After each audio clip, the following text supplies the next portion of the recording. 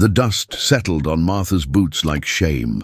She had walked 3 miles through the scorching heat of Red Clay County, carrying nothing but her pride, and a crumpled deed that meant less than the paper it was written on. The Bellamy ranch, what remained of it, stretched behind her like a graveyard of broken dreams. Thaddeus Grant's mansion loomed ahead, its white columns standing like sentinels of judgment. She had sworn she would never come here, never bow before the man who owned half the county and coveted the other half. But hunger has a way of breaking even the strongest will. Martha's fingers trembled as she clutched the iron gate of the Grant estate.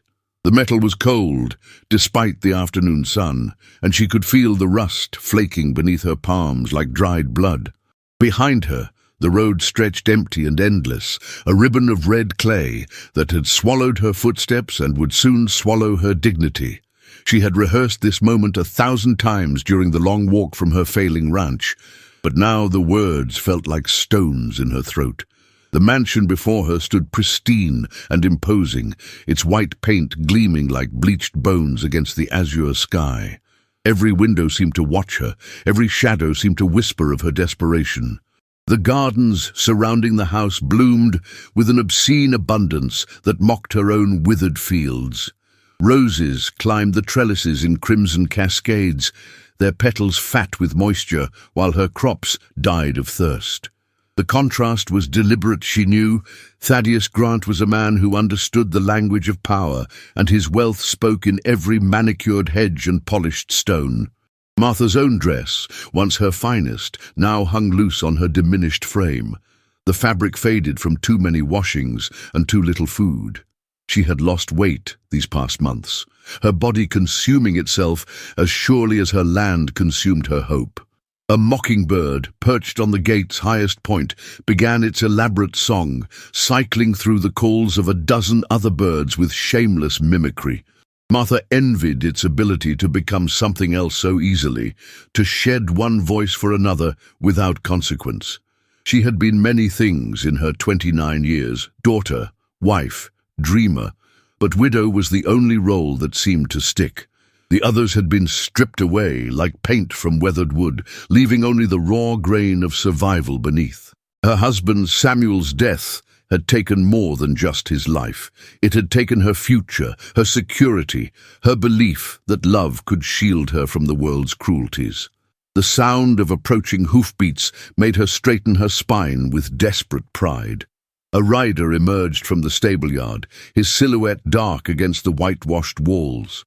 Even at a distance, she recognized the rigid posture and deliberate movements of Thaddeus Grant.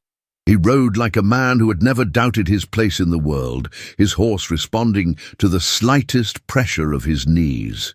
Martha had seen him only twice before.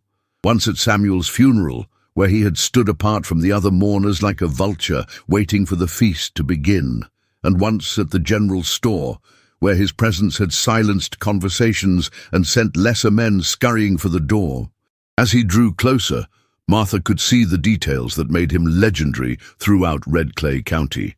His face was carved from the same unforgiving stone as the mesas that dotted the landscape, all sharp angles and weathered planes. Grey streaked his dark hair at the temples, and his eyes held the pale intensity of winter sky. He was not handsome in any conventional sense, but he possessed something more dangerous than beauty, the absolute certainty of a man who had never been denied. His clothes were simple but expensive, the kind of understated elegance that spoke of wealth so secure it needed no advertisement.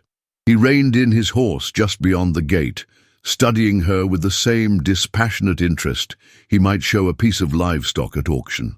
The silence stretched between them like a taut wire, and Martha felt her carefully prepared words crumble into dust.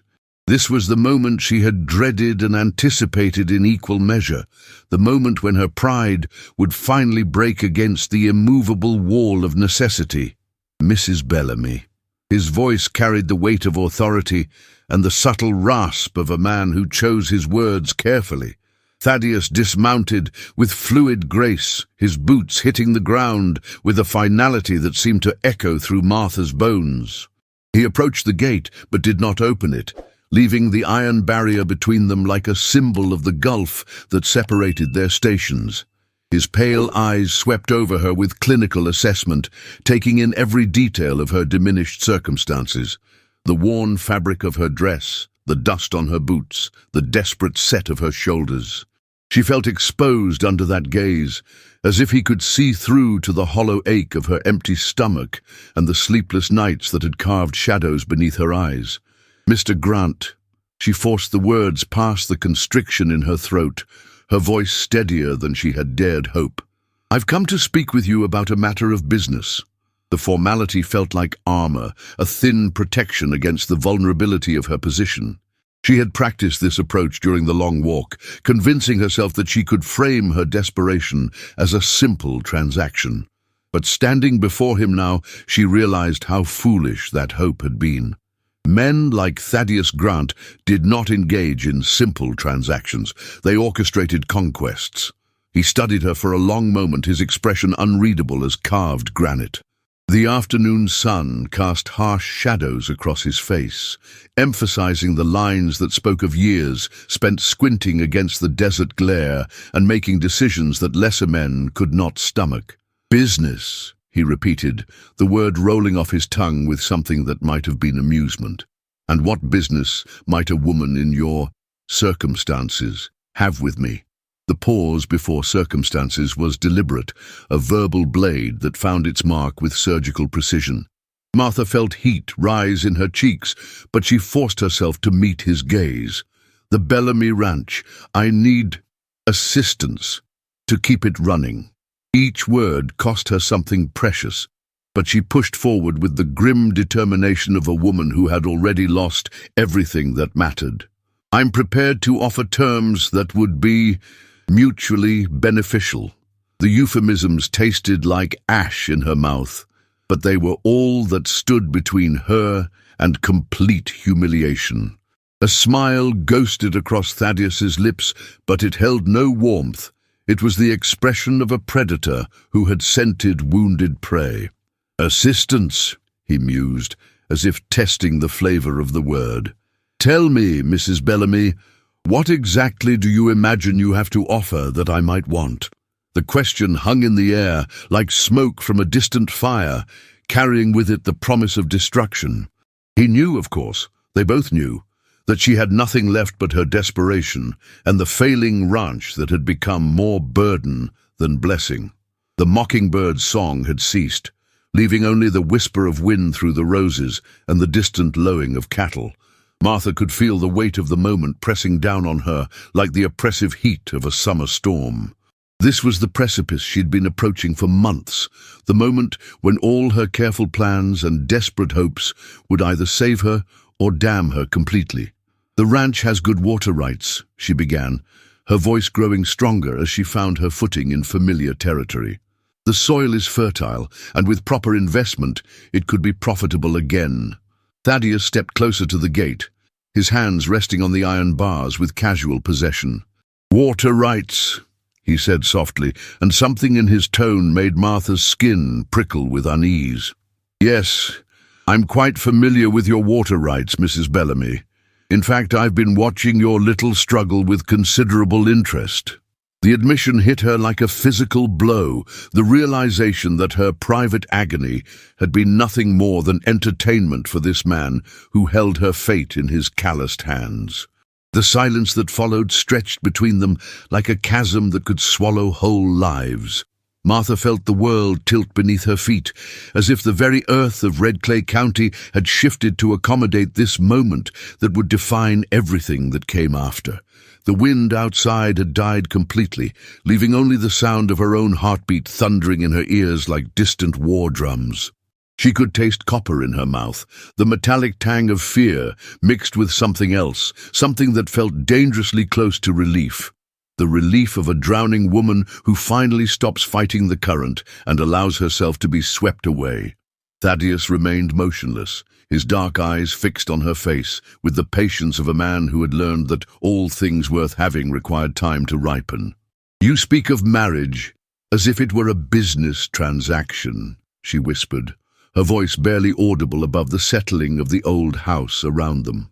The words felt foreign on her tongue, as if she were speaking a language she had never learned but somehow understood. She thought of James, of the way he had courted her with wildflowers and shy smiles, of promises whispered under starlight that now seemed as distant as childhood dreams. This was different. This was the stark reality of survival, stripped of all romantic pretense. Thaddeus shifted slightly in his chair, the leather creaking like old bones, and she caught a glimpse of something almost vulnerable in his expression before it disappeared behind his usual mask of controlled indifference. Perhaps because that's exactly what it would be, Mrs. Bellamy, an arrangement that serves us both. The pragmatism in his voice should have repulsed her, but instead it offered a strange comfort, like the honesty of winter wind that makes no promises of warmth. Martha found herself studying his hands, large, scarred from years of hard work, yet somehow gentle in their stillness. These were hands that had built an empire from nothing, hands that could crush or create with equal ease. She wondered what it would feel like to have those hands touch her face, to have them offer comfort instead of conquest. The thought sent a shiver through her that had nothing to do with the cold seeping through the walls. She pressed her palms against her skirt, trying to still their trembling, trying to find some anchor in a world that suddenly felt as unstable as quicksand. And what would you gain from such an arrangement, Mr. Grant? The question escaped before she could stop it, revealing more curiosity than she intended. His smile was slow and deliberate, like sunrise over the desert, beautiful and terrible in its inevitability. Respectability, he said simply, as if the word contained entire universes of meaning.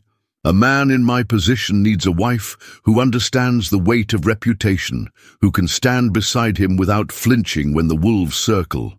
There was something in his tone that suggested he had been circled by wolves before, that he knew intimately the cost of standing alone against forces that sought to tear him down. Martha felt an unexpected pang of sympathy for this man who seemed to have everything yet spoke of needing respectability as if it were water in the desert. She had always assumed that power brought its own protection, but perhaps it only brought different kinds of vulnerability. The realization that Thaddeus Grant might be as trapped by his circumstances as she was by hers shifted something fundamental in her understanding of their situation. "And you believe I could provide such respectability?" she asked, hearing the bitter irony in her own voice. Here she sat, a woman on the verge of losing everything, being asked to lend dignity to a man who owned half the county. The absurdity of it might have made her laugh if the stakes weren't so desperately high. Thaddeus leaned forward slightly, his gaze intensifying, until she felt as if he could see straight through to her soul. "You've managed this place alone for 8 months, Mrs. Bellamy. You've faced down creditors and drought and the whispers of neighbors who expected you to crumble. That kind of strength doesn't go unnoticed." His words carried a weight of recognition that surprised her, as if he had been cataloguing her struggles not with amusement, but with something approaching admiration. For the first time since James's death, someone was seeing her not as a victim to be pitied, but as a woman to be respected. The acknowledgement hit her like a physical blow, unexpected and overwhelming in its power to heal wounds she hadn't even realized were still bleeding. Martha felt tears threaten at the corners of her eyes and blinked them back fiercely, unwilling to show weakness now when strength was the very quality he claimed to value. Outside, a coyote howled in the distance, its voice carrying across the empty landscape like a lament for all the dreams that died in the harsh reality of survival. She thought of the wedding dress still hanging in her closet, yellowed with age and moth-eaten at the edges, a relic of a love that had been pure and simple and utterly unprepared for the cruelties of the world. This would be different. This would be a marriage forged in necessity rather than romance, tempered by mutual need rather than tender affection. Perhaps that would make it stronger, or perhaps it would make it a beautiful kind of destruction that would consume them both. The decision, when it came, felt less like choosing and more like finally acknowledging what had already been written in the stars above Red Clay County. Martha found herself nodding before the words could form, her body accepting what her mind still struggled to comprehend. "I accept your proposal, Mr. Grant," she heard herself say, the words floating between them like smoke from a dying fire. The formality of it struck her as almost comical. Here they were, negotiating the most intimate of human bonds with the same careful politeness they might use to discuss the price of cattle. Yet beneath the surface civility, she could feel something electric crackling in the air, a tension that spoke of deeper currents running between them. Thaddeus's expression didn't change, but she caught the slight relaxation in his shoulders, as if he had been holding his breath without realizing it. "There will be conditions," he said, his voice taking on the business-like tone of a man accustomed to closing deals. The word conditions hung in the air like a sword, sharp and unforgiving, reminding her that this was indeed a transaction despite the undercurrents of something more complex. Martha straightened in her chair, drawing on reserves of dignity she hadn't known she still possessed. If she was going to sell herself, she would at least negotiate the terms. "I assume you'll want the marriage to appear genuine to the outside world," she said, surprised by the steadiness of her own voice. "But I'll need assurances about the private arrangements." The delicate phrasing couldn't disguise the raw vulnerability of what she was asking, the need to know whether he expected her to share his bed as well as his name. Something flickered across his features, surprise perhaps, or maybe respect for her directness. "I'm not a man who takes what isn't freely given, Mrs. Bellamy," he said quietly, and there was something in his tone that suggested painful experience behind the words. "This marriage will be what we make of it, nothing more and nothing less." The ambiguity of his answer both reassured and unsettled her, leaving room for possibilities she wasn't ready to examine too closely. She found herself wondering about his past, about what had shaped him into a man who could speak of marriage with such careful emotional distance. Had he loved before? Had he been betrayed, abandoned, left to build walls around his heart that even wealth and power couldn't breach? The questions burned in her throat, but she swallowed them down, understanding instinctively that such intimacies would have to be earned rather than demanded. "When?" The single word escaped her lips like a prayer or a curse, she couldn't tell which. The practical part of her mind was already calculating. How long before the bank would foreclose, how quickly arrangements could be made, how soon she could stop the relentless slide toward destitution that had haunted her dreams for months. But another part of her, a part she tried desperately to ignore, was wondering what it would be like to wake up in a house that wasn't falling apart around her, to eat meals that weren't carefully rationed, to sleep without the constant fear of losing everything James had worked so hard to build. The guilt of that relief was almost overwhelming, as if she were betraying her husband's memory by finding comfort in another man's protection. Yet she knew, with the brutal honesty that grief had taught her, that James would have wanted her to survive, even if survival meant choices he never could have imagined. 2 weeks, Thaddeus replied, his tone suggesting the timeline was non-negotiable. "That will give you time to make whatever arrangements you need, and me time to handle the legal matters." The efficiency of it took her breath away. 2 weeks to transform from widow to wife, to step from one life into another, as completely different as night from day. She thought of all the things that would need to be done, all the explanations that would need to be given to neighbors who would undoubtedly have opinions about her sudden change in circumstances. The gossip would be merciless, she knew, but perhaps that was fitting. Perhaps she deserved to be the subject of whispered conversations and knowing looks. After all, she was about to do something that would have been unthinkable just hours ago, something that felt simultaneously like salvation and damnation. "The ceremony will be simple," he continued, as if reading her thoughts about public scrutiny. "Just the minister and whatever witnesses are required by law. I see no need to make a spectacle of what is, essentially, a practical arrangement." His consideration for her privacy was unexpected, another small kindness that chipped away at her preconceptions about his character. Martha found herself studying his profile as he spoke, noting the strong line of his jaw, the way his dark hair caught the lamplight, the careful control he maintained over every gesture and expression. He was handsome in a harsh, uncompromising way that matched the landscape around them, all sharp edges and hidden depths, beautiful and dangerous in equal measure. She wondered what it would be like to see him smile with genuine warmth, to witness the man behind the carefully constructed facade of the successful rancher. The silence that followed felt different now, charged with the weight of decisions made and futures altered irrevocably. Martha realized that she was no longer the same woman who had ridden up to his door that morning, desperate and alone.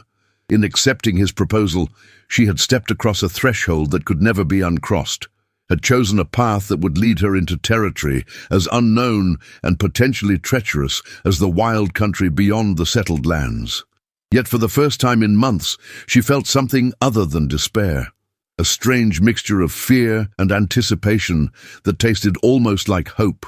Tomorrow would bring new challenges, new complications, new reasons to question the wisdom of what she had agreed to do. But tonight, for the first time since James's death, she would sleep without the crushing weight of impossible choices pressing down on her chest like stones. The 2 weeks that followed passed like a fever dream, each day blending into the next in a haze of preparations that felt both urgent and surreal. Martha found herself moving through familiar routines, feeding the chickens, mending clothes, tending the small garden behind the house, while her mind struggled to process the magnitude of what was coming.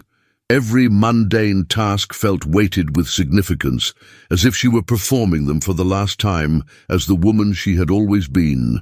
The neighbors began to notice the changes almost immediately, the way she held herself straighter, the careful attention she paid to her appearance, the mysterious absence of the desperate edge that had marked her interactions for months. Mrs. Henderson from the adjacent farm made increasingly pointed visits, her eyes sharp with curiosity and barely concealed disapproval. Martha deflected her questions with polite vagueness, knowing that the truth would spread through Red Clay County like wildfire once it was revealed. Thaddeus appeared at her door 3 times during those 2 weeks, each visit brief and businesslike, yet somehow charged with an undercurrent of tension that left her breathless and confused. He brought practical gifts, a bolt of fine fabric for a wedding dress, legal documents that transferred ownership of her land to a trust that would protect it from creditors, a small velvet box containing a simple gold band that had belonged to his mother. The ring was beautiful in its understated elegance, worn smooth by years of wear, and Martha found herself staring at it for long minutes after he left, trying to imagine the woman who had worn it before her. Had she been happy? Had she loved the man who gave it to her, or had she too entered marriage as a matter of survival rather than choice? The questions haunted her dreams, mixing with memories of James and fears about the future until she could barely distinguish between sleeping and waking. The dress she made from Thaddeus's fabric was simple but elegant, cut in a style that flattered her figure without being ostentatious. As she worked on it by lamplight, her fingers moving automatically through stitches she had learned at her mother's knee, she found herself thinking about the symbolism of the act. She was literally creating the costume for her transformation, sewing herself into a new identity with each careful seam. The woman who would wear this dress would be Mrs. Thaddeus Grant, wife to one of the most powerful men in the territory, mistress of a grand house and vast holdings. That woman would never know the gnawing fear of empty cupboards or overdue bills, would never lie awake calculating how many more days the firewood would last. But she would also never again be simply Martha, the girl who had fallen in love with a gentle farmer and dreamed of filling a modest house with children and laughter. The morning of the wedding dawned clear and cold, with a sharp wind that cut through even the heaviest coat and set the bare branches of the cottonwoods to rattling like old bones. Martha stood before her mirror, adjusting the simple veil she had fashioned from a piece of her grandmother's lace, and tried to recognize the woman looking back at her. The face was familiar, but somehow transformed, the cheekbones more prominent after months of careful eating, the eyes holding depths that hadn't been there before James's death, the mouth set in lines that spoke of hard-won wisdom rather than easy happiness. She looked older than her 29 years, marked by grief and hardship in ways that couldn't be hidden by fine fabric or careful grooming.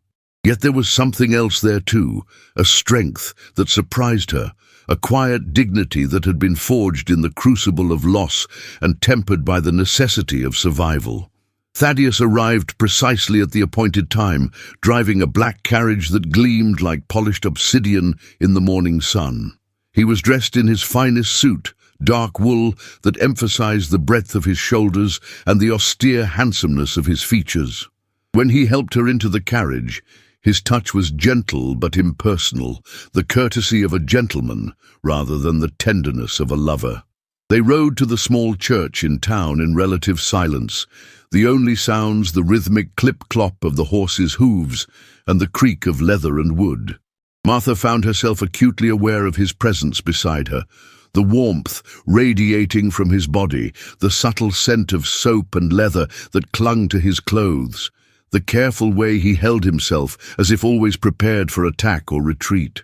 She wondered what he was thinking, whether he felt any of the strange mixture of anticipation and dread that was making her stomach flutter like a caged bird.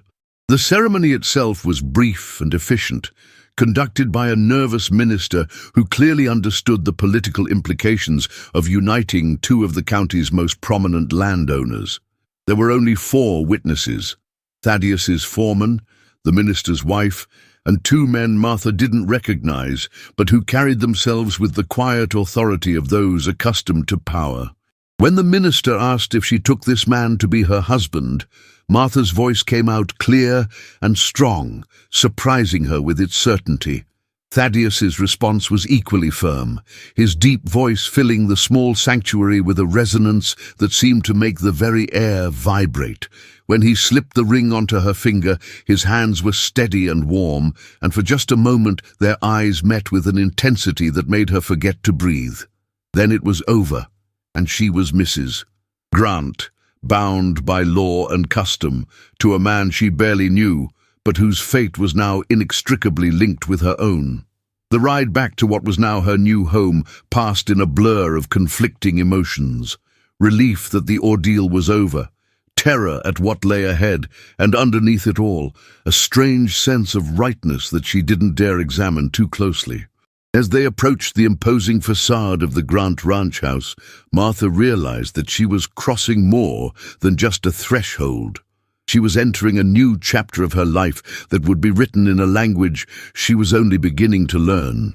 The woman who stepped down from that carriage would face challenges and opportunities that the desperate widow of this morning could never have imagined. And whether those challenges would destroy her or transform her into something stronger remained to be seen.